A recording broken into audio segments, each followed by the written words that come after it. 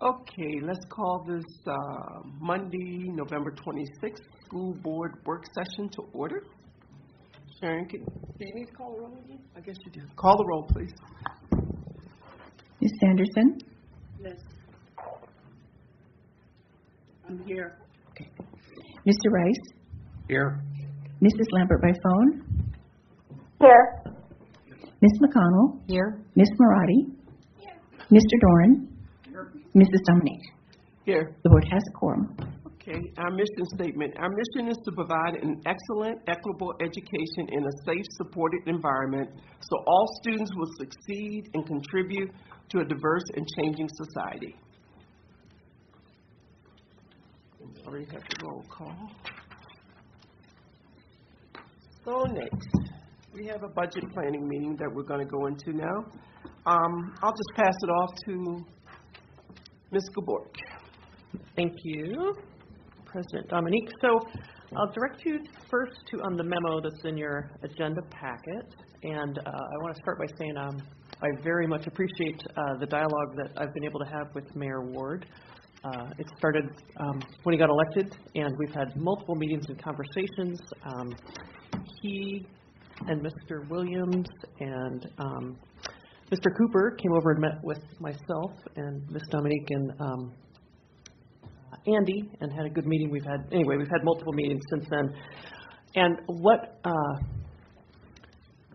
we've worked on is we'll have a couple scenarios for you, but essentially for your consideration is the allocation of $7.4 million specifically for two projects, and these were the two projects that were on the bond. So the Eielson roof replacement and the Wood River roof replacement. And then Andy and I have worked through, have put together a slideshow for you tonight, a little bit of review from the last work session, and then we'll run through some impacts of this particular action, and then also just forward-looking in terms of upcoming budget for next school year, and then also down the road. And the hope is tonight is that the board will have a lot of conversation and consider allocation of these funds for these two projects. And then what would be very helpful to the borough is if on December 4th, the board approve a resolution that indicates these funds would be allocated specifically for these projects. Now, in terms of the mechanics of that, we're not going to get into the details on that. We're working, and Andy will show you in the slideshow, we're working on a couple different options. We're hopeful that we can, between us and the Department of Education and the borough, we can figure out a way to allocate those funds and keep them within the district accounts, because if we send those funds over to the borough, then we also lapse $1.5 million approximately, and the borough actually would have to make up that difference, or they've indicated that they would. So anyway, so we're working on the mechanics of that, but so the important piece I think tonight is to have conversation about these two projects, potential action on December 4th for allocation of these funds, and then I think just an understanding of the long-term fiscal impact of this. Mayor Ward is working on some updated language to the ordinance that's already in existence, and so I anticipate that the Assembly will see that updated language at their December 13th meeting. It's not complete or public yet. Once it is complete and public, we'll get that to you so you can see that. So he has been working closely with us to try to create a scenario where the borough feels like their needs are met in terms of funds allocated for projects, and our needs are met in terms of enough fund balance across all funds to allow for the district to function reasonably well and also have some degree of long-term planning. So anyway, still some numbers and some legal language in play on their end, but so you can expect some new language probably next week. So with that, I'll turn it over to Andy and we can go through the slides. And can I ask, as you're going through the slides, if they don't have questions, we can just keep it moving because I think everybody just really wants to get to the ordinance tonight. Yes, I will keep things moving in a timely fashion.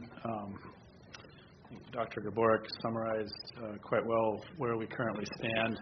The first few slides of my presentation will be, as she mentioned, a review, a couple of new board members. So just want to review a portion of the joint meeting slides, and then we'll jump into ordinance impact and more long-term estimates on financial impact going forward.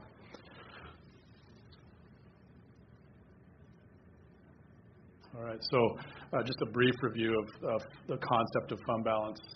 Typically, we utilize these dollars in times of static or declining revenue. It's typically a long-term plan that it's usually not a year or two time frame that you look at utilization of fund balance, either growing that balance or depleting the balance. Typically, minimum 3 to 4 year time frame, sometimes longer. And then in the end, the purpose of this strategy the ultimate goal is to maintain educational services in times of financial uncertainty. Right now, we're in a situation, I've told a couple of board members, I hope I'm wrong, but unfortunately, if I had to wager something, I would venture to guess that over the next 2 to 3 years, I wouldn't anticipate any increase in revenue. So given that, if that were to occur, because of the nature of mainly labor costs, so labor costs, salaries and benefits make up approximately 87% of the district's budget. Automatic increases through negotiated agreements with the 3 different unions. In static revenue times, that basically equates to a cut, if that makes sense. So revenue is static, not increasing. Costs are increasing. It's akin to a cut in revenue. Reduced enrollment has been a particular hard thing. This year we lost roughly in the neighborhood of 400 students compared to last year. We were 360 to 70 off from our projections for this year. So that's going to add pressure to the bottom line this year as well as going forward. And then a new charter school in the North Pole area, Discovery Peak Charter, will add a certain amount of pressure as well to the budget in 2020. This is a 4-year plan that was presented in April of 2018, approximately 7 months ago. And I put this slide in here more and more realizing that any kind of fund balance strategy that the board approves and moves forward with, I think it's important to note that these plans, these strategies are living plans and living documents. They ebb and flow. Nothing is set in stone for long periods of time. And more as we move forward in responding to the borough ordinance and other financial pressures that we talk about on a regular basis, this drawdown strategy, as we've called it, becomes more and more obsolete as we move forward. So we're going to look at a couple of charts in the coming slides that show more updated versions of this plan or strategy. Just quickly, again, review the fund balance there's 5 main funds that the borough is looking at in regards to the ordinance. Transportation, food service, the equipment replacement fund is the ERIS fund, internal service, equipment replacement internal service fund, and then the operating or general fund and the risk management fund. Those are the 5 funds that we're focused on. These 3 funds in particular, they're all subsidized by the general fund through transfers or costs expensed to the general fund each year. So the transportation fund, for example, our costs in that fund are roughly $15 million per year. The state allocates $12 million a year, and so the deficit roughly each year is about $3 million. So if this year, for example, the general fund was approved to send $1.5 million, so half of that deficit will be transferred this year, and so that will reduce the fund balance of the transportation fund by $1.5 million. If we were to transfer the full $3 million deficit, it would maintain level, that fund balance in the transportation fund. Nutrition service is the same concept, just on a smaller dollar level. The normal deficit in that fund is usually between $400,000 and $600,000 per year. So the fund balances in these funds are a simple product of how big or how small that transfer is each year from the general fund. Mr. Dorn and then Ms. Morati. Just a clarification on the transfers that basically is coming, those funds were considered kind of a revenue, and that transfer is to the operating side of the budget. The dollars are transferred from operating into these other funds to subsidize the cost coming out of those funds. So the transportation, though, the $12 million we get from the state stays on the operating side? Goes into transportation. It'll move into that. Yes. And then the operating fund subsidizes that $3 million shortfall, or a portion of it, as is the case this year. Ms. Morati. I have two questions. The first one is the idea of allocating the funds but keeping them within the district. Would that be, per se, another fund balance account that we could use within the district, but still towards what the borough wants? So these, if the board, my recommendation would be, if the board eventually determines to set aside $7.4 million, we don't necessarily need to create a different account. We just need to hold on to the money and make sure and be clear that the intent is for the use of these projects. Once we figure out the details with the borough and the state, then if the plan works the way we're hoping it will, we will actually we'll own the project, we'll contract with the borough, and they will do the project, as opposed to us. So it's opposite almost of the way that it's been working. Okay. So. And with the ebb and the flow of the fund balance accounts that we currently utilize, you said that they increase and decrease based on building and spending, and then building and spending. Would you say that the accounts kind of go through a cycle, like an economic cycle of like retraction and growing? Yes, I would say that's accurate. And so after this cycle, then there could be future cycles when they'll do that again. Absolutely. Mm-hmm. Yep. Potentially. Yeah. Again, the language in the final ordinance language and the determination, the level at which we're capped at, will be significant. Yeah. Mr. Rice. So just a quick question. You were going over the transportation. You said we're already going to be down $3 million this year, and we're going to subsidize it by 1.5. So we're still going to be short 1.5 in that. There is a fund balance of, if you'll note, right here, there's roughly a $4 million fund balance at the end of 2018 in transportation.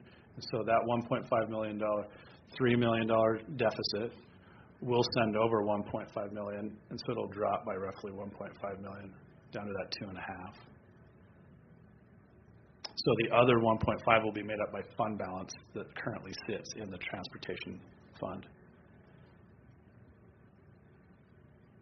Okay, I thought at the last meeting you said we didn't have monies that were allocated just for transportation because we weren't able to do that with our general fund. If I made that implication, I spoke incorrectly. Okay. So, yeah, on a regular basis, we run a deficit in that fund, significant deficits, and so each year we are subsidizing our transportation efforts from the operating fund. Okay. Ms. Morati? So if you're looking at the transportation account, it gets significantly smaller What happens when, say, 2022, and we have, again, that $3 million, so that amount that we've been pulling from that account, what happens then? We'll see increased pressure on the operating fund. Ms. Lambert, do you have any questions yet? No, I'm good, thanks. Okay. Go ahead, Mr. DeGrom.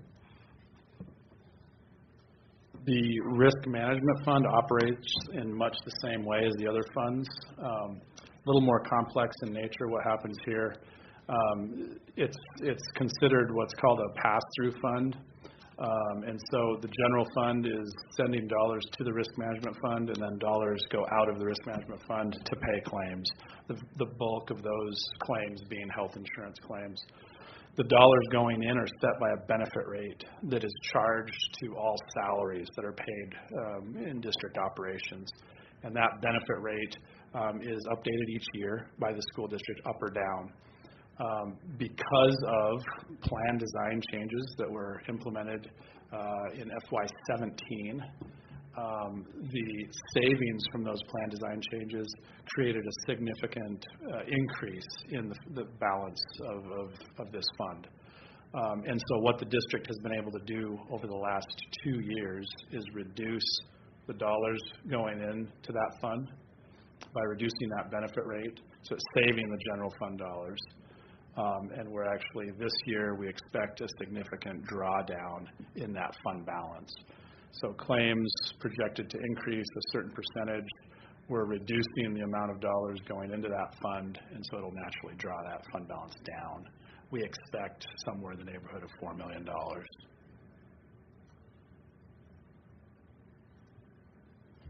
Ms. Sanderson.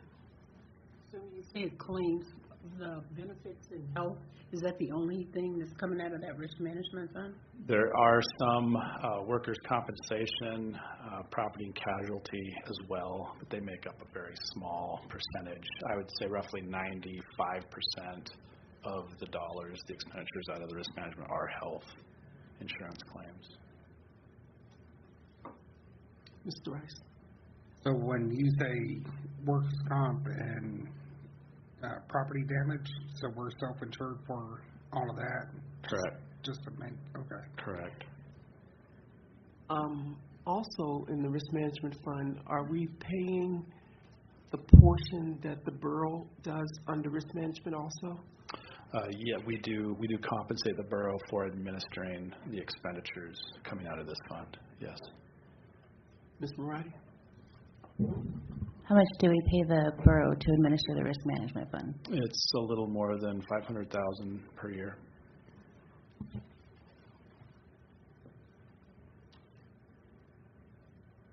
Oh, sorry, Mr. Rice. So this is what the mayor was talking about with you, about combining our insurance plans together, kind of bring everything down. No, I don't. The conversations we've had have been more about upcoming negotiations and possible things that we can do to incentivize, so we incentivized movement of plans last time, and so what we can do in negotiations this time around is similar to the borough, to incentivize, I think, essentially lower usage. So, if usage is lower, then is there a way for us to give back to the employee some of that savings? So we've just had a very cursory conversation about that. So I think we use the same consultant, the borough and the district do. So I imagine in upcoming healthcare committee meetings that they'll talk about what some of those possibilities are. And we've had some other internal conversations, and he talked about just improving our information sharing between the two groups so we can better manage the numbers. Big dollars going in and out of this fund each year, upwards of almost $40 million each year. So just being able to better manage the ebbs and flows of this fund, I think, would be helpful as well. Mr. Wright? So to better manage it, when you say to manage the the benefit rate? And then if we knew more about the claims, then how would that affect the benefit rate? Yeah, just being able to get timely information on claims coming out to be able to more accurately predict. It's a tall order as it stands. When we're setting the benefit rate each year, we're attempting to foresee claims coming out a year and a half and more beyond that point. So it's a tall order to begin with, but I think if we were able to share information a little more frequently and a little more efficiently, we could do a little bit better job of controlling that fund balance. And did you say that that is happening? I'm sorry. Did you say that that is happening, I think, previously? So the mayor has indicated that he will work to get us better information and more timely so that we can do that. And yeah, he seemed pretty familiar with how this fund works and what the possibilities there are. So Great. Mr. Dorn? So just to clarify, that sharing of information is between the borough and the district on the risk management side? Correct. I just will interject it here that we received, just wanted to let him know because he's listening. Mr. Tackey sent an email to us, and Mr. Tuttle sent it out to all board members. He was just basically saying that he doesn't want anybody to think that anyone has been defeated, and he would like to have a good conclusion to our meeting. But you can see if she emailed it to everybody.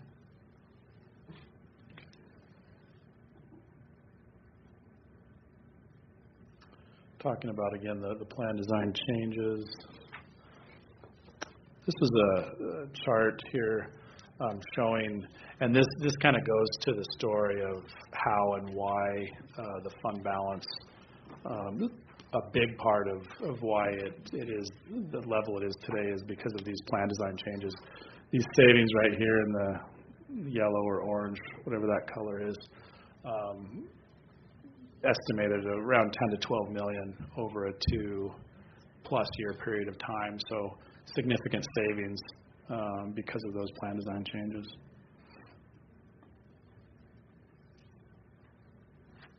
Mr. Dorn? Thanks. So is it fair to say we had as plans were changed, and not necessarily that they were inefficient, but they became outmoded or outdated or that type of situation, and different options offered. So as I comment on this slide about the inefficient plan designs, they were probably more updated and stuff. So yeah. Then with the next one, it's fair to say that since right now we're able to basically subsidize risk management outlays from the fund balance, that in the future we're going to have to increase the contribution rate. Correct. From the employees. That's accurate. That's going to be, we have to basically come pretty close to, on best estimates, income and expenditures out of that. Right. There will be a net negative on this fund this year. In order to get that to a break-even point, we'll have to increase the benefit rate, which will increase the pressure to the operating fund. I think that's the point you're making. Yep. Yes. And so conceptually, we're dealing with the same issue as with the other funds. The transfer to the other funds, transportation, food service, the parallel of that transfer is the benefit rate for the risk management fund. So if that benefit rate goes up, we're sending more dollars. It goes down, we're sending fewer dollars, and that's how that fund balance is manipulated. Right, and as you say, on the operating side of things, that means that the salary and benefits piece goes up, which, yep. Again, we will be short. We'll be looking for revenue to help. Correct. Help those out. Yeah, this is a very rough number, but I estimate a percent increase is roughly $1.5, $1.7 million a year annually if you're applying that 1% to salaries paid out by the district. And that would probably come in another year, 2 years, 3 years, best we. I expect, this is very preliminary, I would guess that we will increase the benefit rates slightly this year. Thank you.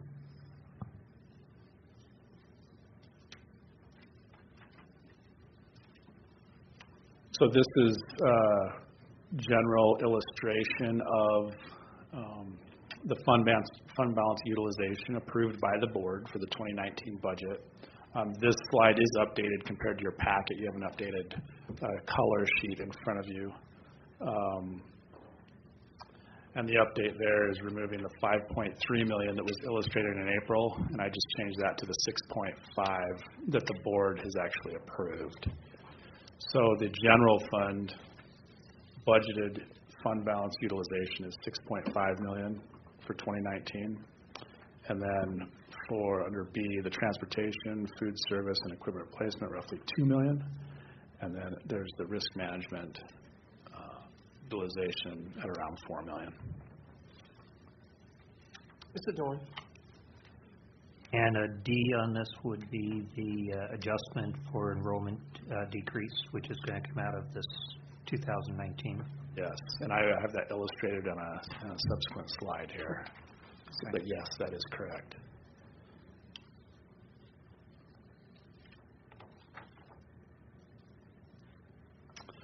So this is a brief summary of the ordinance as it stands now. As Dr. Gavorek has mentioned, we're in conversations, dialogue with borough administration. We're hopeful for an updated draft ordinance coming shortly. But as it stands now, this is how the most recently amended ordinance impacts the district. Fund balance across all funds, and specifically, it's the 5 funds that they've identified: general fund, transportation, food service, risk management, and equipment replacement. Limited to 18% of the local contribution. They're excluding impact aid, excluding the activity and local funds. The most recent amendment caps the annual lapse amount at $7 million. And then it deposits lapsed funds into the Facilities Maintenance Reserve Fund for the school district.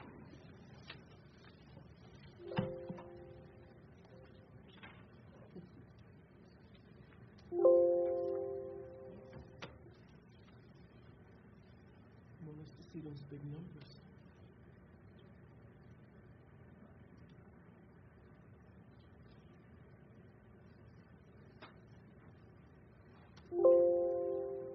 Up in there. Try this again here.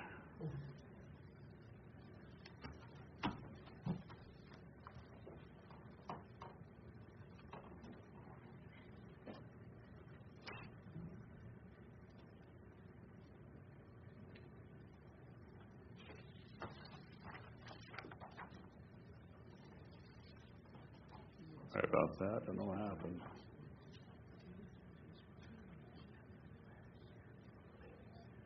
All right. And so this is a numerical summary of that ordinance impact. As far as we understand it, this top line number is the estimated FY18 final fund balance numbers for those 5 funds. These are the dollar amounts the ordinance allows the district to hold, total of $17 million. That would create a lapse of $15.6 million. The amendment to cap that at $7 million is there, and therefore the amount allowed to be held by the district for FY18 would be $26 million. Any questions on those numbers? Mr. Dorn. Okay, and so out of that 26, we've already allocated about 12.5, 12.6, and we'll have an additional multi-million off that for that we know, as best estimates, we know we're going to be utilizing, so that'll reduce that 26. Correct. According, if this all went in place. Absolutely, and yeah, that'll be on, I think maybe the next slide. One of the next couple slides will illustrate what you're referring to. Now, our fund balance amount right here, $33 million, that encompasses more than just the borough funds that are given to us. Is that correct? There is multiples. Yes. So, I don't know if I should be asking you this question or the borough, but they were asking for us to lapse $15 million back to them because of this fund that we have. As we understood it, it was a $15 million lapse. They've capped that lapse with an amendment. With the $7 million. Okay, Correct. okay. I just wanted to make sure I was understanding that right. Thanks. I'm sorry, Mr. Dorn. You just prompted a question. The transportation, what went into the transportation fund balance is actually money that predominantly came from the state. Yeah, there's an ongoing debate of the source of funds. I would just keep it at that. Okay, fair enough. Thank you. Well, and also remember liquidated damages as well. So, Right, which would have gone out and actually came back. exactly. So yeah, kind of circuitous route. Yeah. Yes, that is a fair statement to make. Still no questions, Mr. Lambert? Probably gone to sleep wherever she is. I'm good right now, thank you. Okay. So this is a particularly fun slide. What we're doing here is we're illustrating, and I want to emphasize this is in the general or operating fund. There's an updated sheet on this one, too. Yes, thank you. So this is the updated color sheet in front of you. Here what we're doing is we are estimating current and future revenues and comparing those revenues against expected projected expenditures. Of course, these are all estimates. 2019, I broke it out into two numbers, budgeted effective July 1, as well as currently where we stand, and that's with updated enrollment figures after our 20-day count. The main difference there is the roughly $3 million difference due to the 400 student drop. And then to Mr. Doran's point, that's then reflected to zero out revenues versus expenditures. It's reflected there in an increased demand on the general fund balance. One line I added in, I think this is important to note. I'm not sure why that's. Is that the projector? One thing that I added in, and this is to a couple of points that were made earlier, because of the existing fund balances that we have currently in, for example, transportation and risk management, there is currently stress being relieved from the operating fund. We're able to charge fewer dollars to that fund because there's existing dollars sitting in those funds. As those funds are depleted, that will increase the pressure on the general fund balance. And so what I'm doing is I'm illustrating in the current year budget, approved budget by the board, aside from the operating fund balance, we have roughly $6 million budgeted out of fund balances in other funds. And so at some point in the future, as those dollars are depleted in those funds, that will increase the pressure on the general fund. Now, it's important to note this $6 million that we currently have budgeted, that's not included in these totals, okay? So everything here, state, local, federal, and fund balance equals the $204 million, and then subsequent expenditures. Go ahead. I wrapped up expenditures into two line items just for simplicity's sake, salaries and benefits, and then contract supplies, equipment, stuff on the second line. The assumptions that I built in here, this was, again, current budgeted. This is adjusted for enrollment.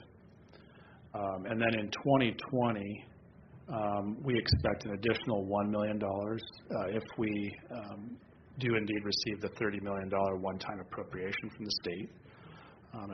If we maintain those dollars, we'll be roughly $128.8. And then there is no expectation after 2020 for any one-time dollars from the state. Now, hopefully that changes, but we have zero indication that will be present from 2021 on. But with these funds that you have set up with the allocations for the next 4 years, like 3 years, whichever it is, there is a possibility we could get additional funds. And I'm speaking of, I know we got a one-time funding. I don't remember what year it was, Karen, but I remember Lisa speaking about like $10 million that we didn't expect to get it. Mm-hmm. And there's a possibility we could get something like that again. But when we get funding in like that, we don't want to have it build to the level that it was built to before. Right. So we would make it into these different funds so that it wouldn't be a bulk just sitting there. Is that how you would distribute it?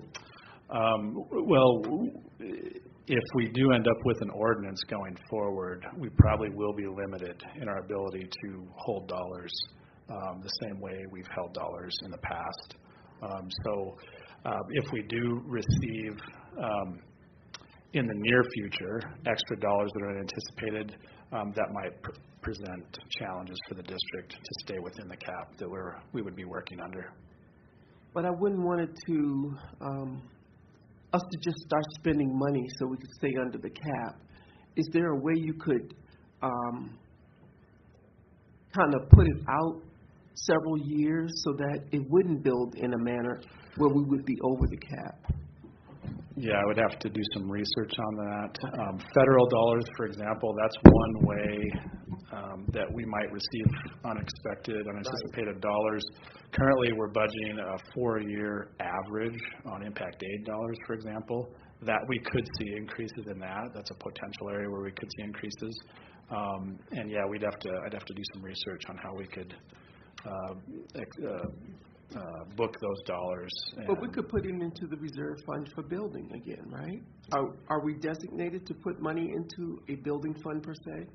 I wouldn't be able to answer that question right now, but certainly we'd look at options. Well, we'd have to see again what the recommendation for the borough is going to be in terms of that cap. So again, if we're if we're limited on that, then money will be perhaps set aside for that, perhaps. So, yeah. Certainly going forward, my belief is that there are more efficient ways to, I think, satisfy the goals and intent of the borough, satisfy the goals and intent of the Board of Education without lapsing dollars, do those things more efficiently and be able to get what we all want to see done, want to see happen done. Because I would like to see us try to have some type of a fund to make our schools whole again. Because right now, our sports education type things, kids can't afford to play sports anymore because it costs so much. If there was a way to put something in there where we could have all kids in our schools be whole, some kind of way, put that money aside. And I know you're talking about full-time people with benefits and things of that nature, but I think that's the direction we need to go in so our kids can stay in school and be educated.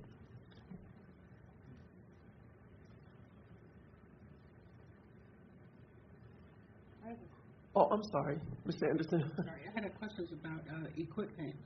So is the bulk of the equipment expenditures technology related? Right now they are. It was set up for the purpose of student devices in the hands of students and devices in the hands of staff. The idea was for the scope of that fund to expand into areas such as capital equipment, other equipment for students, music equipment, as well as technology infrastructure. So there are other purposes that the fund could serve, but we haven't reached that point yet. Just to follow up. Are there any grants that we've applied for in the way for technology? yes, we've received millions of dollars from the Department of Defense Education Activity Fund. Yeah. Now again, it's focused on our military-connected schools, but it helps offset costs. So yeah. Grants funded much of the infrastructure that we have in place today, and at some point that infrastructure will reach its end of life cycle, and I think our first intent would be to have grants fund the replacement of that infrastructure, but this fund would potentially serve as a backstop for that. Ms. Maradi and then Mr. Doran. At the last joint work session, an assembly member asked if we could create a line item for purchasing equipment. Is that logical or doable? Does it fit the purpose of what you're doing now? With smaller purchases of equipment, technology, et cetera, that we certainly could make purchases in that manner. For larger purchases, many organizations use funds of this nature, especially when it's a 2 or 3 year process to accumulate dollars for the purchases. So higher ticket capital equipment, we might take 2 or 3 years to set dollars aside to make those purchases. This type of fund would be helpful for that. Mr. Dorn? A clarification and a question.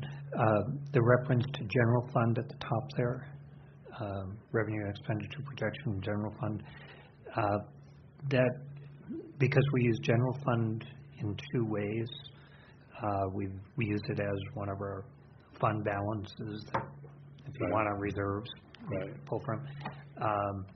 So that up there is not referencing that reserve general fund. That's referencing really, I think you said operating funds or operating in general. I use those terms synonymously. Okay.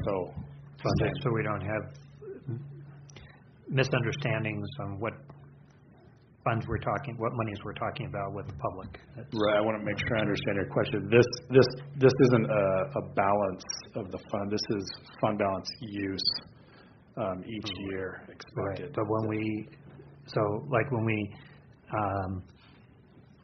talk about fund balance utilization, we reference one of them as general. Mm-hmm. Correct. General fund. Right. But this is different here. We're using the same term, but. Oh, correct. Right. Yes. So I'm just thinking that for public understanding, some clarification that indicates more of that operating or such, that it's not the same funds. You are correct. Or a fund. Yes. Same title, but very different. Correct. And again, just to reiterate, in the current year, we have roughly $12.4 million of fund balance budgeted. In subsequent years, as the other transportation, food service, risk management fund in particular, as those balances are drawn down, that will subsequently increase the pressure on the general fund. Okay. And then my question is, in terms of the other fund balance use, that line, you said that doesn't count in to the total. Correct. But that is actual money that we're using and we're dependent on this year, that it's about $15 million when we factor in the enrollment decrease. Correct. If we maintain services and the current budgeted dollars are spent out, that reduction in student enrollment would equate to that increase in fund balance utilization. Right. So we're out of the general fund. On our revenue side, though, I don't understand why that $6 million doesn't count in. This $6 million? Right. In a sense, we're dependent on that we tapped into that for our revenue side. Technically, those are fund balances that are coming out of technically other funds. But if you're looking at all fund balances in a cumulative nature, an aggregate bottom line way, yes, in a sense, it's fund balance coming off the books of the school district. But technically, it is coming out of different funds.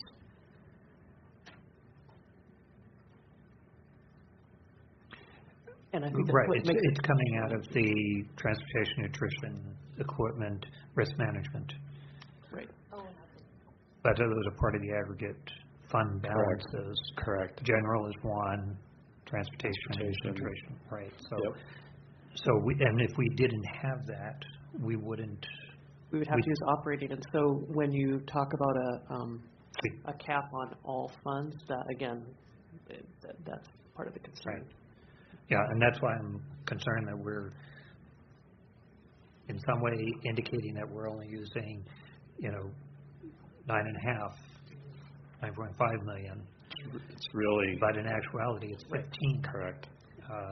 And those are funds that, 15.5 million.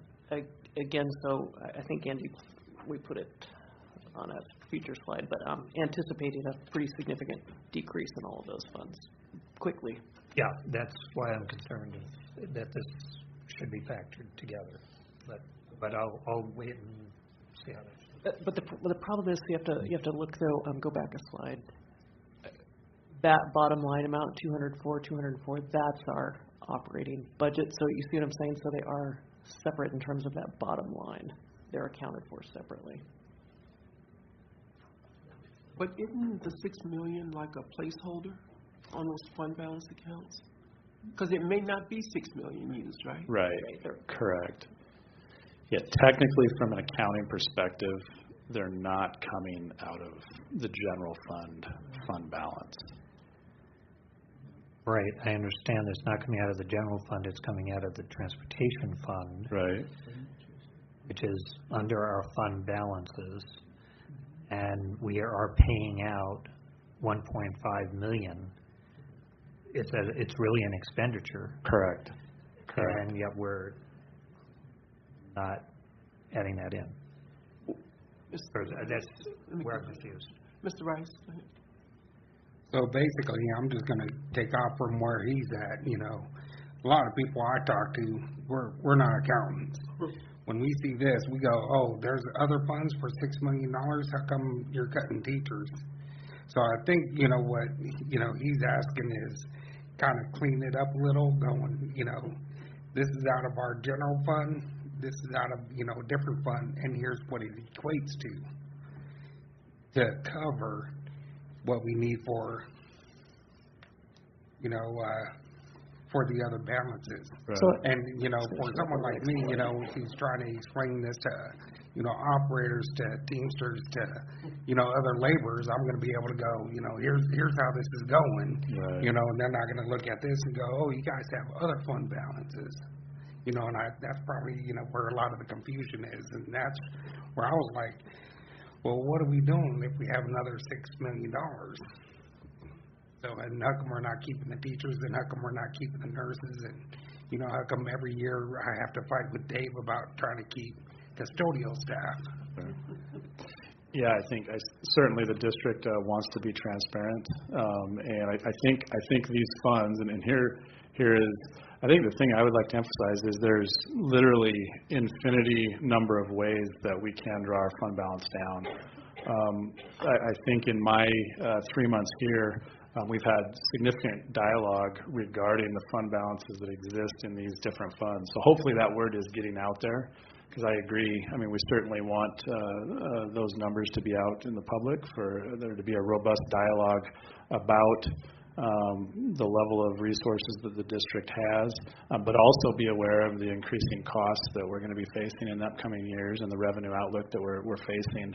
And, that robust dialogue to go to being able to be responsible with these funds so they can last as long as possible and continue to provide the level of educational resources that we want that we want to provide as a district. Because I understand this, but, I'm sitting here for, hour and a half, 2 hours.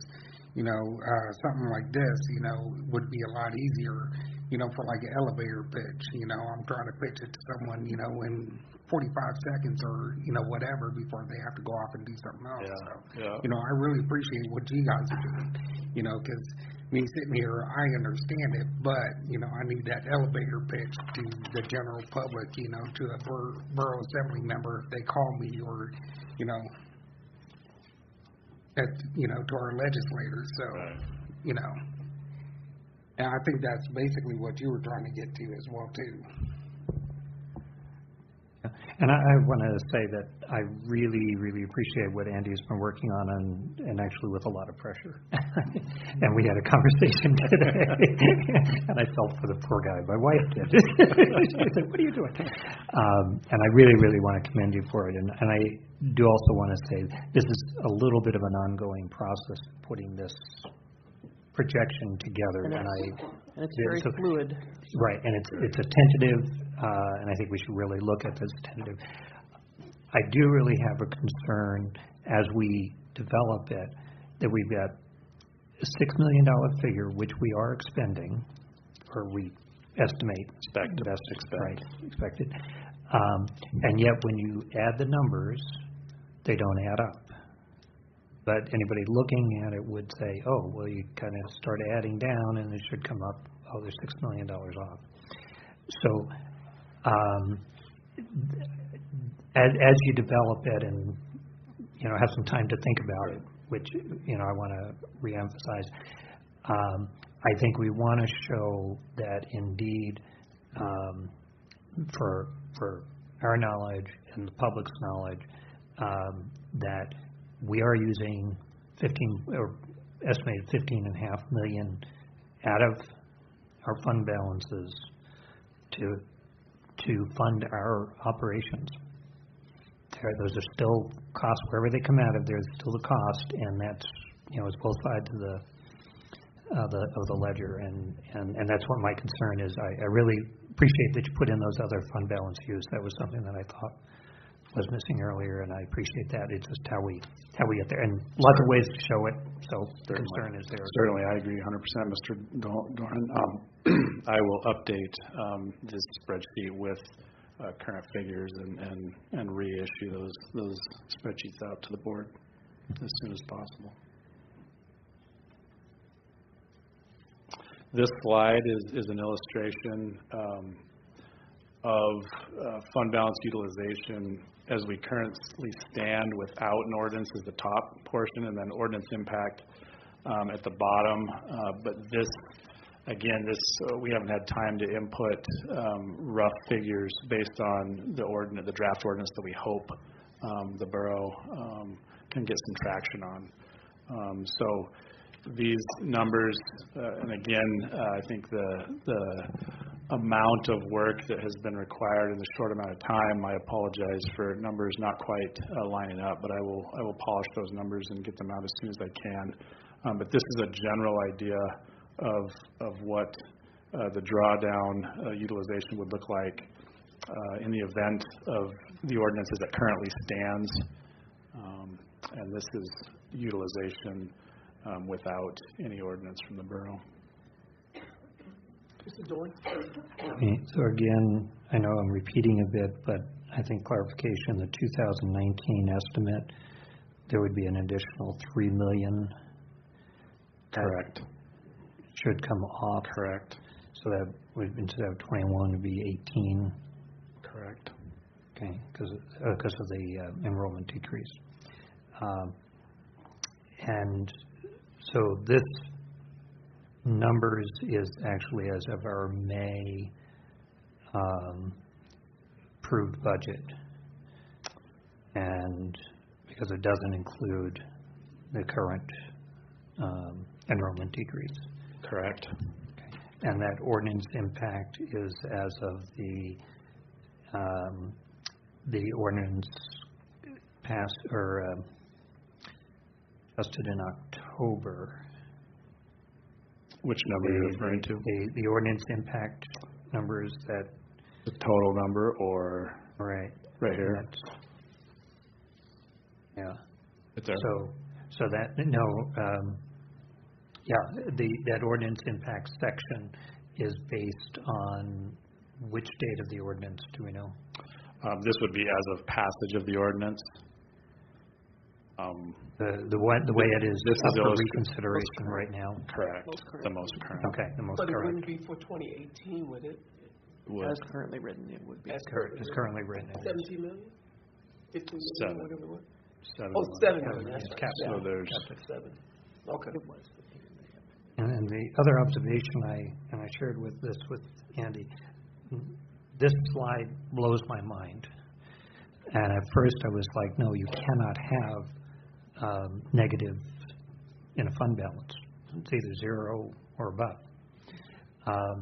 But as I thought about it, in terms of it's good to my mind is blown, but this actually reflects potential cuts, shortfalls. Sure. And so The assumption here the is- size is- of the number is significant. The assumption is, and if you'll notice, starting 2020, fiscal year 20, the assumption is maintenance of current level of services. Mhm.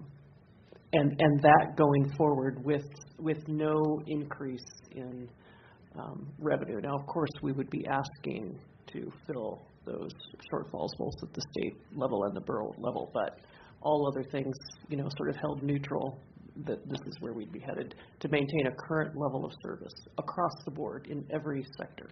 Right, and keeping in mind that from 2019 on, we changed that by at least $3 million because we have to adjust for the so that 2020 comes down to $5 million. Okay,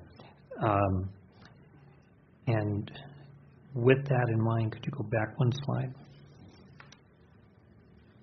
Because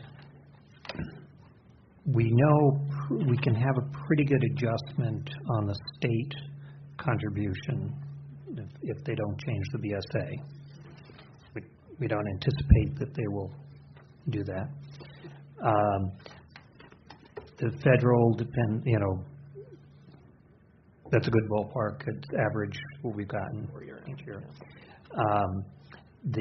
But the local is what has been the variable in trying to make up the difference to maintain status quo. So actually going forward, this current year we're getting 51 million rather. I'm sorry. But next year we won't have the fund balance to maintain status quo. So we either make major cuts or increase the local contribution request. And then on up, so that when you see that 30 million in shortage, we have to bump that somewhere else, or we're looking at absolutely significant cuts. Right, which is actually 33 million. Okay, and the projections going out. Again, they're projections, but they're significant number costs, and I think we need to keep in mind that starting next year, we will need to, best projections, we'll need to increase the request from the borough,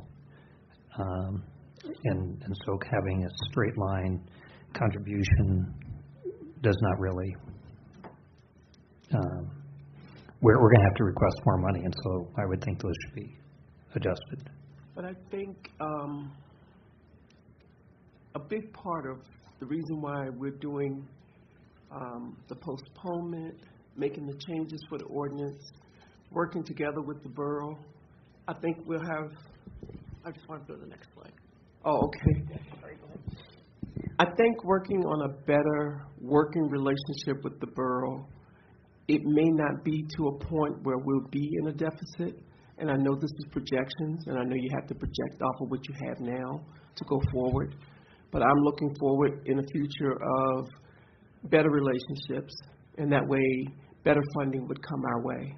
Even if they do cap us, there would be a way that we communicate to them, let them know exactly what we're doing, and we could get more funding and we wouldn't have to worry about cuts.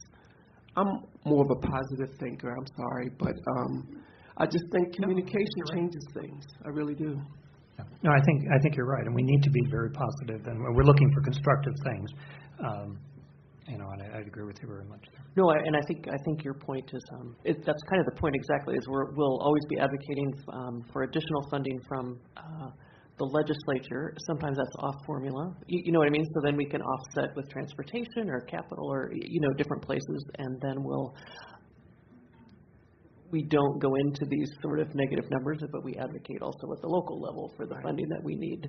And again, the labor costs that we've built in here are very conservative. So, there's so many unknowns built into this. But yeah, the labor cost increases there are based on status quo increases over the last 2 years, just maintaining those increases level. And then to the equipment and supplies, et cetera, a 2% inflation factor applied to those items. Mr. Dorn?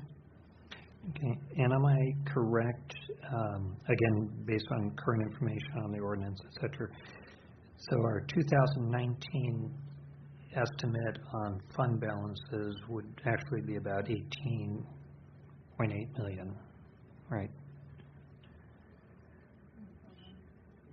Which one you looking at? Which one are you? Okay, you on so this? no, that's slide 13.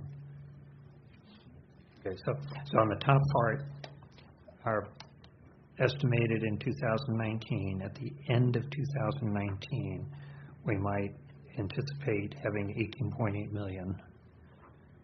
That is possible, yes. Okay.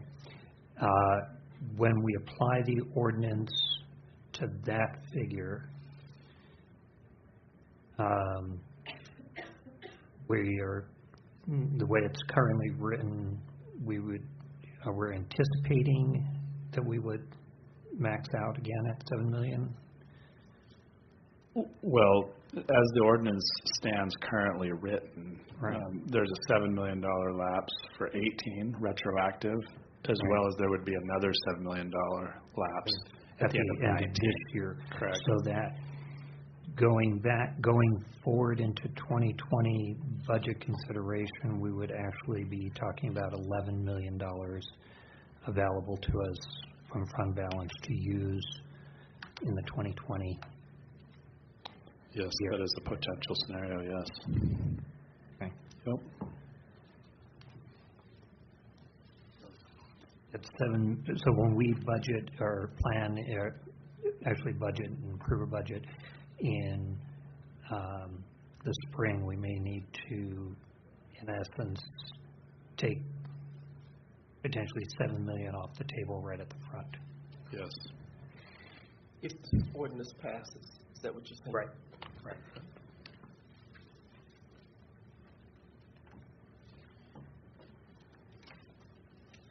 So here, as Dr. Gavorek referenced in her comments, just some real high-level highlights of a draft ordinance that we're hopeful we can come to an agreement on. Would involve some kind of contribution from the district towards facility projects, and we'll talk here on the last two slides about the form in which the manner in which that can happen. An increased fund balance cap from the ordinance as it stands currently written, and then we're hopeful that the retroactive clause would be eliminated based on those funds set aside for facility projects.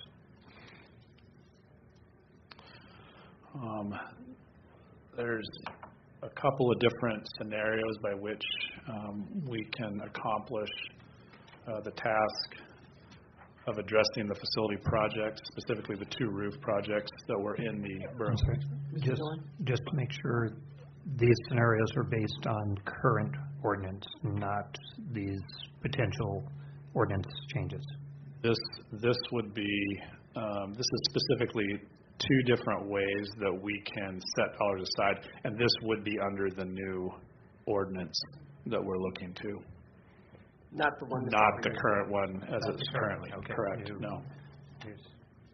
So there'll be and that is not public yet, so there's a bit of a good faith effort on the part here of the board allocating funds for the roof project, with the hopes that if we do that and have a resolution, and perhaps we'll know before the 4th what that draft language looks like, but with the hopes that, some of these highlights for some new ordinance language will be addressed. Does that make sense? So again, knowing that there's things in the works with borough administration to address some of our concerns, and then our contribution is for the roof project. So there's just some specifics that aren't available yet. But Yeah, thank you. I just wanted to make sure which ordinance we were looking at. the one not yet written. Yeah. We're putting it in their heads now. Okay, so let me write it That helps me. there. Okay, so this next two scenarios we're talking about are specifically in reference to two different ways we can set the dollars aside or lapse the funds in order to accomplish the projects.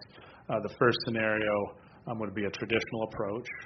$7.4 million roughly, that's our cost estimates applied to a new roof on Ben Eielson Junior Senior High School, as well as Wood River Elementary.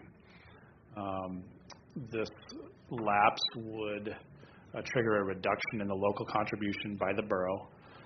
That would effectively increase the deductible impact aid that the state subtracts off of our state funding.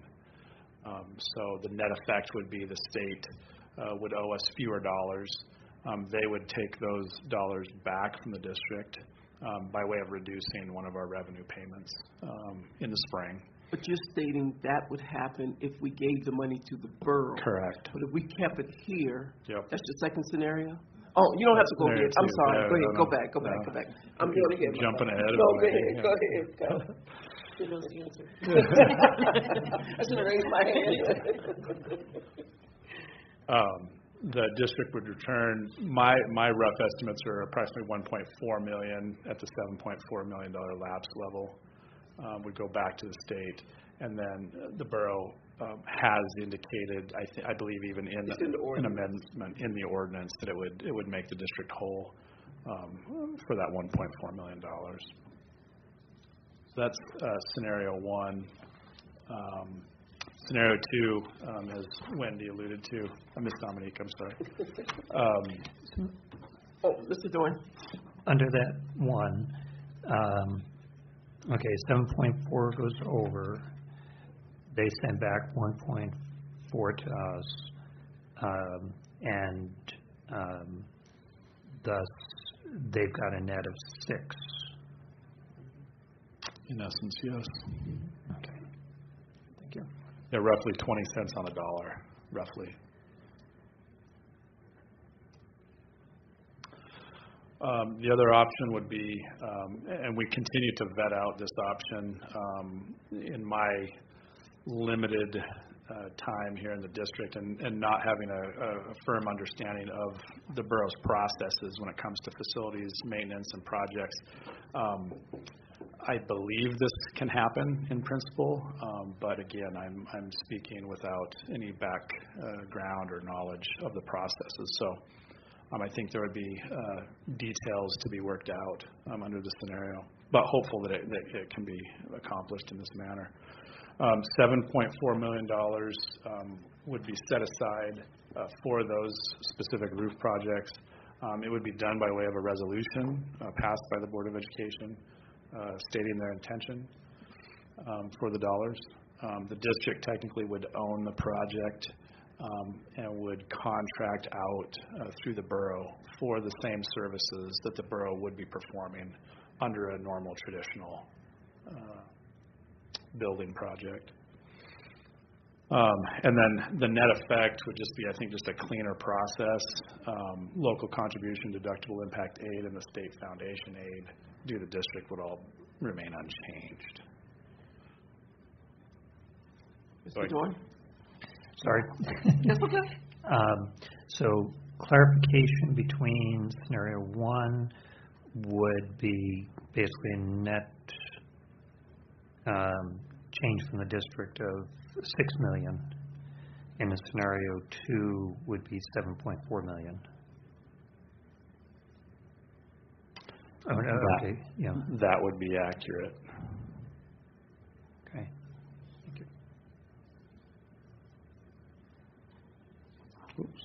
But scenario one, just to make this emphasis, the borough would have to pay back to the district $1.4 million, and in scenario two, nobody has to pay anybody back. Is that correct? Correct. Okay. Ms. Moratti? Piggyback on that, but the only difference in the borough getting more money is that the district holds the funds. Right. In scenario two, where scenario one, we give the funds to the borough, but they get less funds. Right. Okay.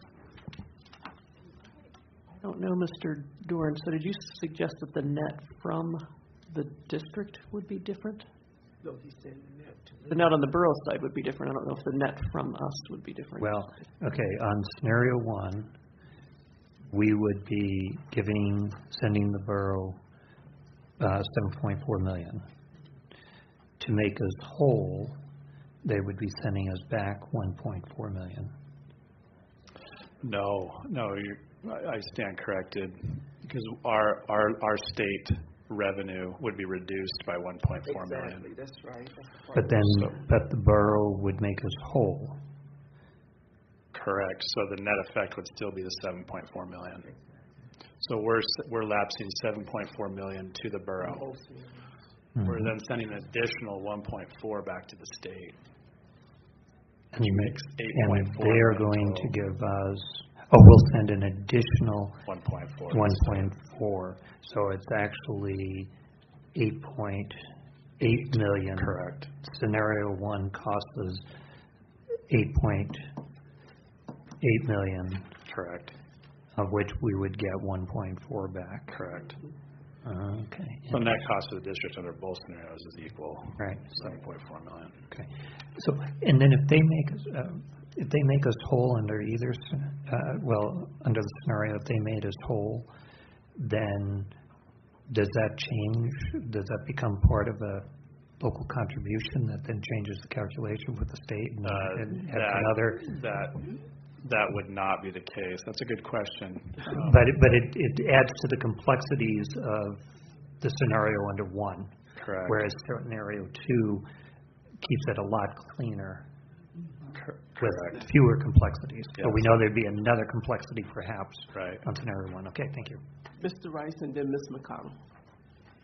I just had a quick question. So the 7.4 million, that's the current price that it's going to cost to do Ben Allison and Wood River? That's actually the 2020 cost.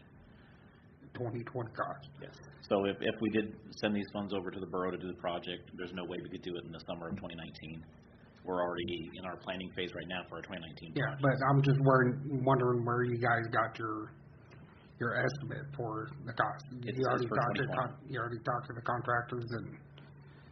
So what the state does is they have a program that we use, and we punch all the numbers in based on square footage, and it actually calculates out all the expenses.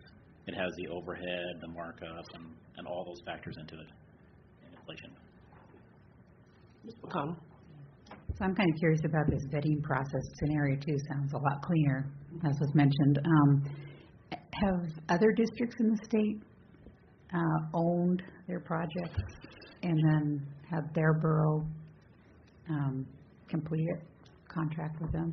Has that been done before? Yes. In my conversations with the state, they indicated that districts have utilized their capital projects funds for large-scale projects, and I'm in the process of getting details on cases where districts have done that, trying to get information from them on how we can make the process as smooth as possible. And while I was at AASB, the nominating committee, one district, and I want to say it was Cordova, don't quote me on that, but they had to pay the money back to the state because of the way they transferred the money. So they learned from their mistake. And I think there were examples this morning of on a smaller scale that we've done this with bonds, I believe. So there was some conversation there. So it sounds like their finance and legal departments everybody's researching right now. So again, it's a bit of a good faith attempt. If we can't figure it out, then we'll have to go to this kind of scenario. But we're hopeful we can, between the two entities, figure this out because it would be beneficial to everybody. Thank you. Mr. Doyle. Question on the using 2020 figures rather than 2019, because prior information we got is that there is time, especially for roof projects, which are pretty standard and such, to get on this summer, and that was the original push for the amendment to the lapse ordinance. And our understanding from our own department is that it's been as late as February or so that bids can go out and be ready to go for the summer. Typically, the bids do go out in February.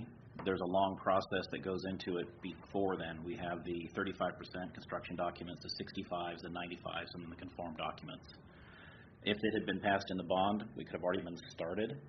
We're kind of late in the phase now to try, but it'd be really pushing it to get the consultants on board and get all those documents reviewed and actually published and out. Okay.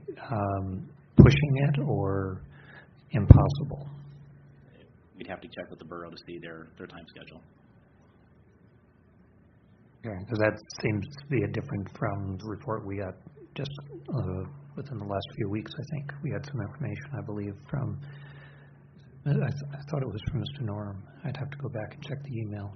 I don't think he said 19, though. Okay, I may be wrong. Okay. Mr. Anderson? I was under impression the same thing because I did meet with him and went over those documents. So I was under the same impression. So maybe I read them incorrectly. That was my assumption that I walked away with. It's typically anywhere from a 3 to 5 month process just doing the construction documents. It's thousands of pages and tons of drawings. It's very time consuming to actually go through and do it all before it actually hits the street for bid. So that's something to, it's actually due this week, I think, but when we craft the resolution, maybe I can ask Mark to go back or touch base with them just to see what they're thinking in terms of timeline. And then we can substitute 2019 numbers if they think that's reasonable, which would conceivably be less by a 2% inflationary factor, if nothing else, huh? We can look at our 2019 numbers. Yeah, and I'm thinking particularly since we're talking about roofs that we do each year. I know it's a different building, but nevertheless, they're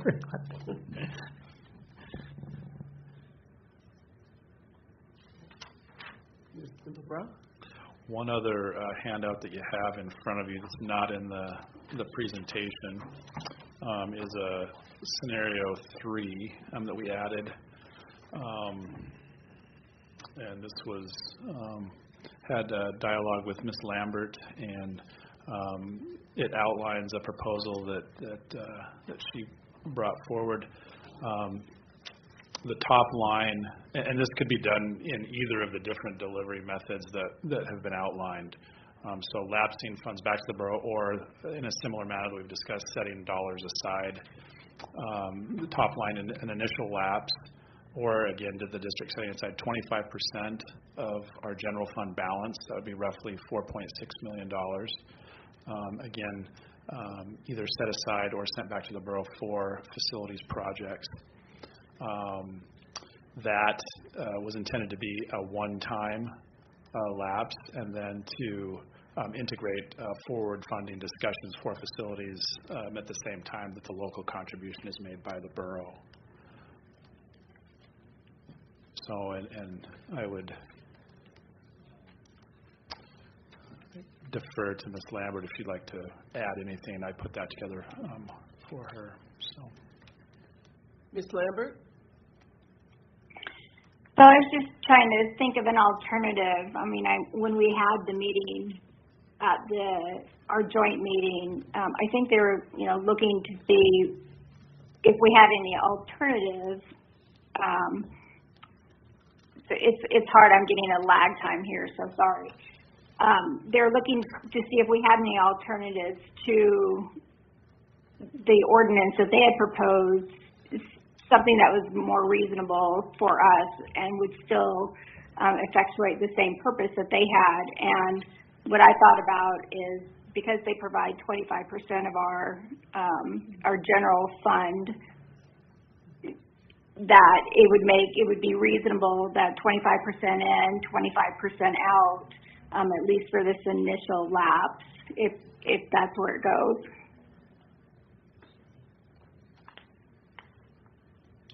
Okay, thank you.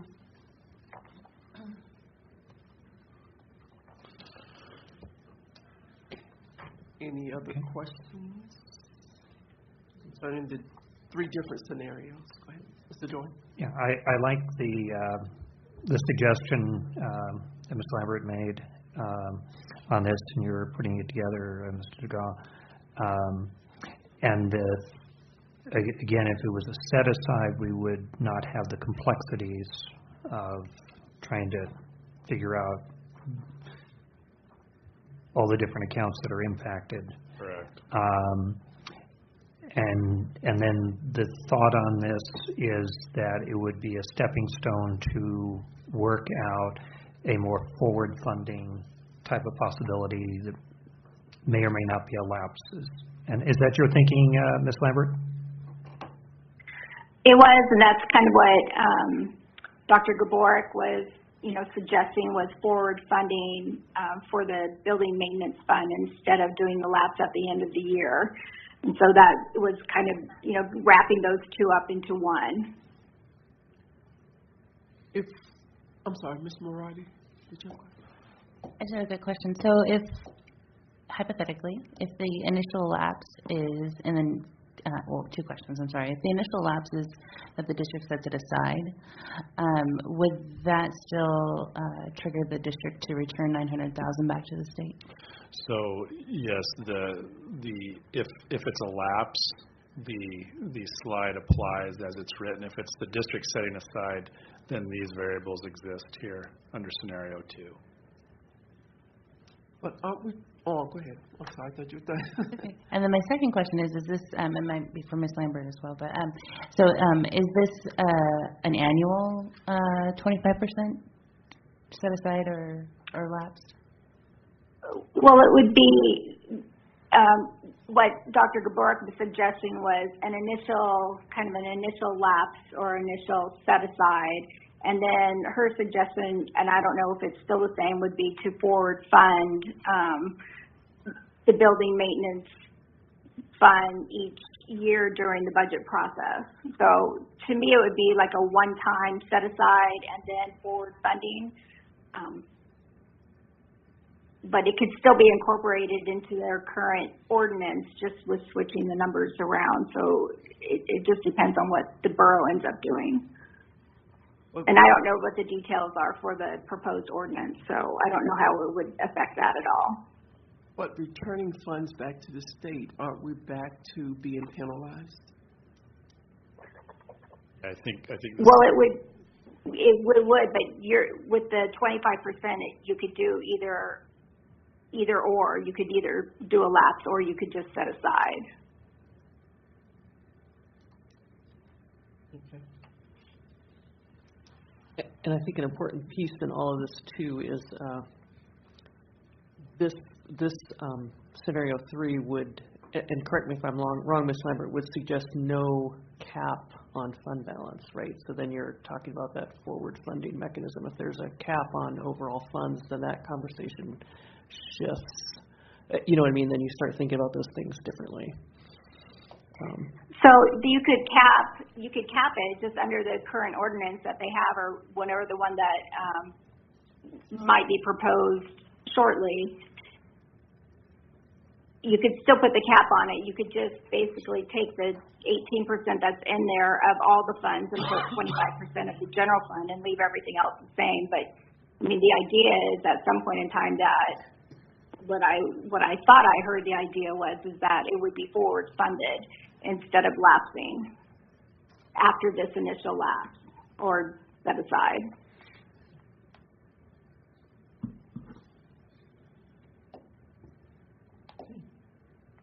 Well, we have a scenario 3.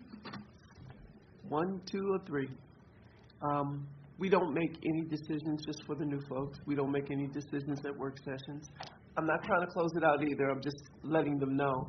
We don't make decisions here. We can only make a decision on December the 4th. And as Dr. Gaborik has stated, we're hoping we get whatever the ordinance is that they're putting together by the 4th of December. That way, it'll make our decision a lot better. And my plan is to draft, it'll probably be a fairly simple ordinance. Andy and I'll work on that. It has to be posted by Thursday, and then if there's a need for an amendment or something, we'll bring you language, but we'll put together the best amendment or resolution that we can based on the $7.4 million with those two projects, specified and unless I'm hearing differently, scenario 2 is what we're hoping for. So, and again, amendments can certainly be made, obviously, once we. Okay, so you're drafting not an ordinance, but a resolution. A resolution, Okay. yeah. Okay, want to make sure. Oh, we can just give it to That's them. right. And then again, it would be, Yeah, we could draft their ordinance and send it out, send it over. That'd be good. What do you work on? it's, I think it's a good faith effort on our part, and if the mayor has that to take to the assembly, then, perhaps then he can, then they will support the ordinance that he's drafting, I think is the hope. If that changes dramatically, then I'm not sure what, the board would need to come back in terms of reconsidering a resolution.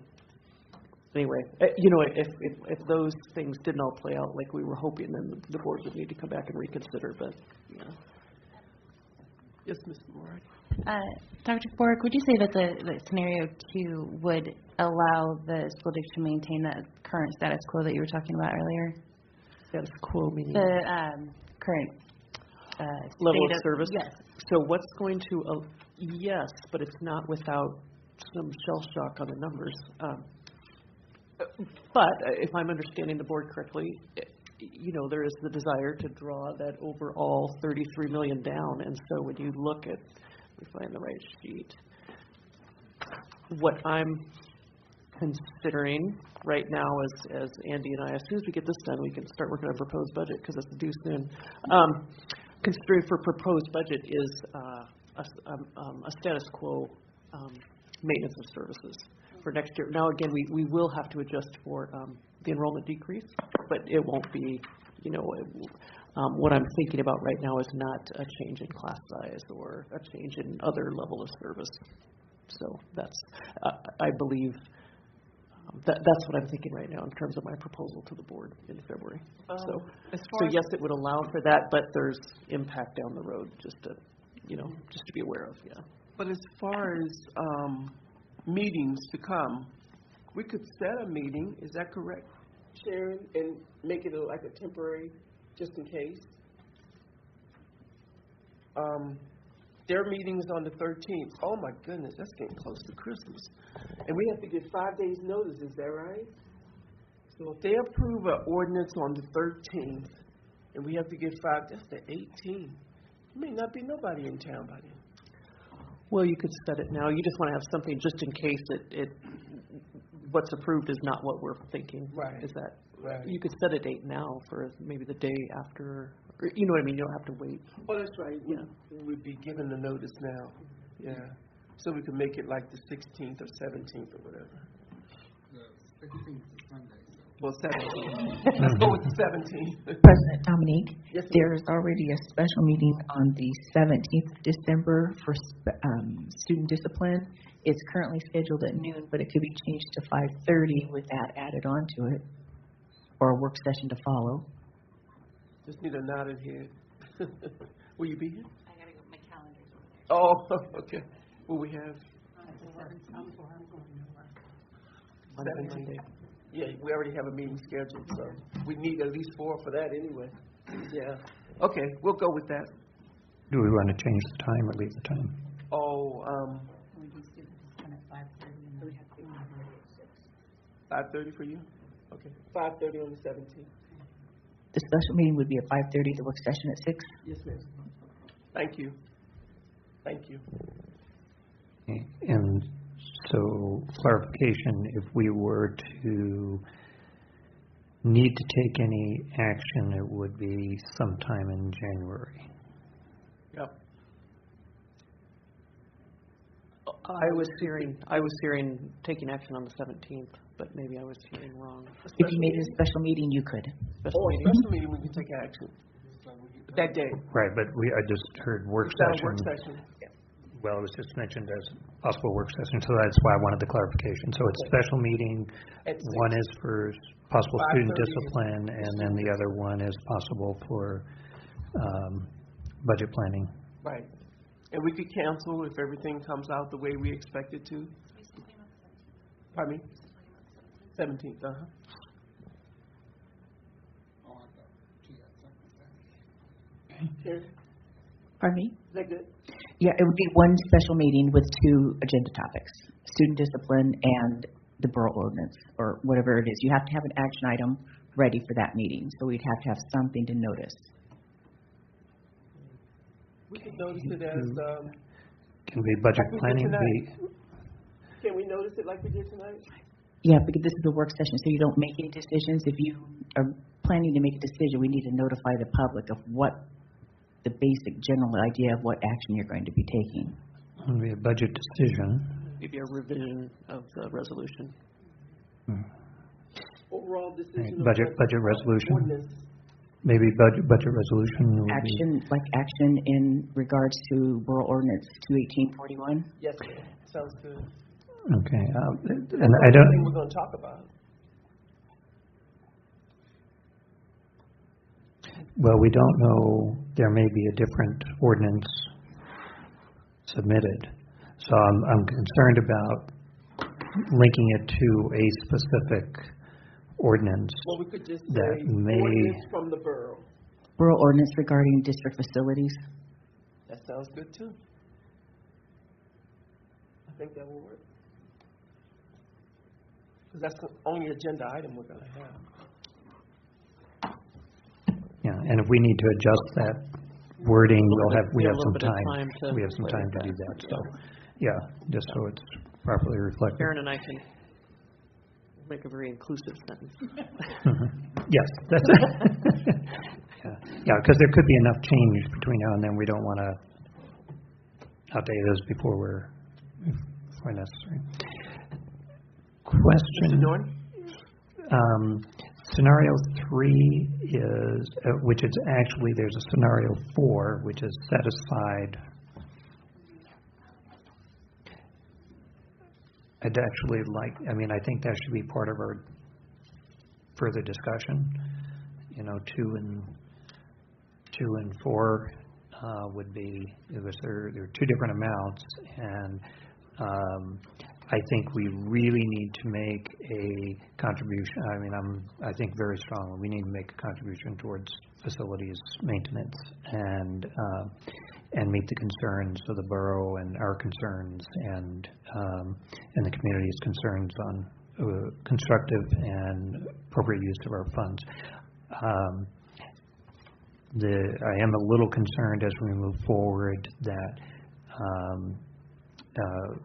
because we do have some unknowns what that ordinance will be, but what we might project moving forward to next year's having available to us to help support next year's budget, because we are going to be in a deficit mode moving towards that and planning that budget as of right now.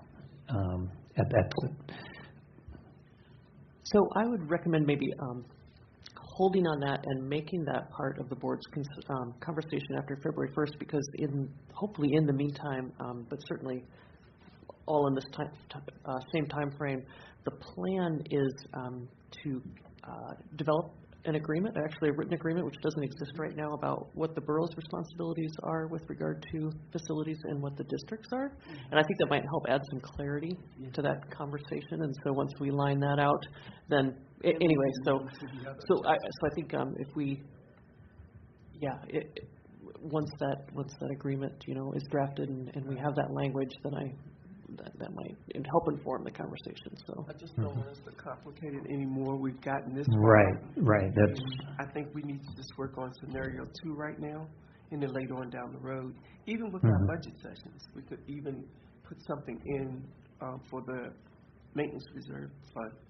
and that'll be something in proposed. Again, as we see how this plays out, Andy and I are going to have to kind of think about what our recommendation will be with regard to that, and then the board, kind of taking it from there from February to April. Right, and I agree that it's a developing conversation, and we want to make sure intents are there. I think we're in a position that to make a contribution to the facilities maintenance upfront this year, whether this ordinance goes or not, is in everybody's best interest, including students and all. It does have significant ramifications. The lapse itself creates a bigger and bigger problem down the line, whatever that amount. So whether the lapse is really the way to go, and I think the idea that you're working on with the mayor, and I really want to say again, I appreciate all the efforts that both administrations are making. I think you guys are really working hard to come up with something that works well for everybody, and we're getting a better handle on what a lapse means and what its ramifications are, what the complexities, and yet how do we address these needs that both the borough and ourselves have. So I do want to really stress that, appreciate those efforts on both sides to be creative and looking forward. It does seem that the lapse is much more complicated, especially as the dollar amounts get higher. And also it's where it happens, and its effectiveness is a major issue.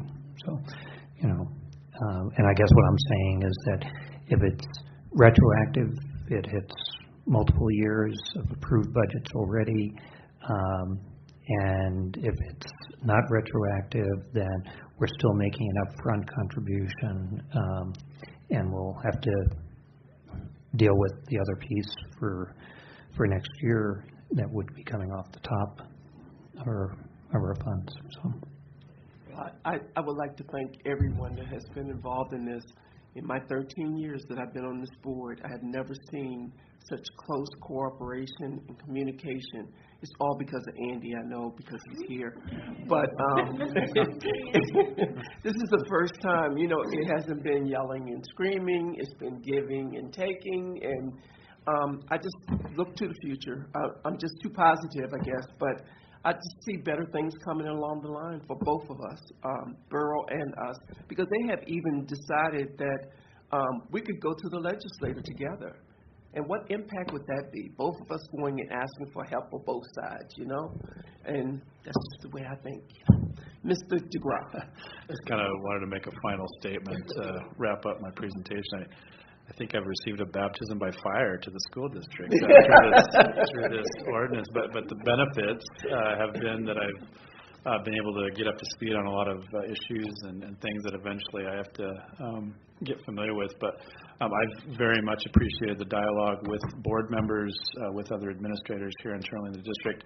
The dialogue with the borough has been, with Dr. Gaborik and administrators over at the borough, has been very productive, and I've enjoyed going through that process. On the facilities side, I've visited with Mr. Williams at the borough, and we want to get together with our facilities people, Mr. Sloan at the borough, as well as Mr. Norum here at the district, and really formulate that game plan that Dr. Gaborik referenced, just to have everything out on the table, have a solid strategy that we can implement.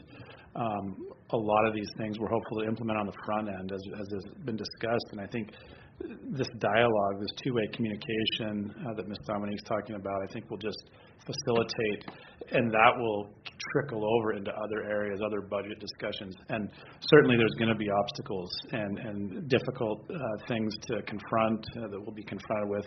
Certainly we have financial challenges that we're going to be confronted with in the next coming years. But I think, again, if we have that two-way dialogue and we're working together, that certainly we'll be able to find solutions that ultimately benefit students. And that's the bottom line. So I'm appreciative of being here and very thankful to be here and appreciate the short but intense time that I've been here in the district. So. Mr. DeWitt. Quick question for Dr. Gaborik. Do you anticipate that we will have some draft of a potential new borough ordinance prior to our meeting? Perhaps the day prior, so as soon as we get that. Because I think that would be significant in terms of It our... will be. I mean, we're basically... Yeah. The timeline on that, I think the 3rd. He indicated the 3rd. So the day it would be before. as soon as they send it over to us, we'll get it out to you. The day of the meeting. Yeah. Okay. When I see Jim nodding, so. Yeah. Okay, thanks. And I guess we should recognize, for the record too, it's very appreciative that Jim Williams, Chief of Staff, has been here and sticking it out with us. Thank you.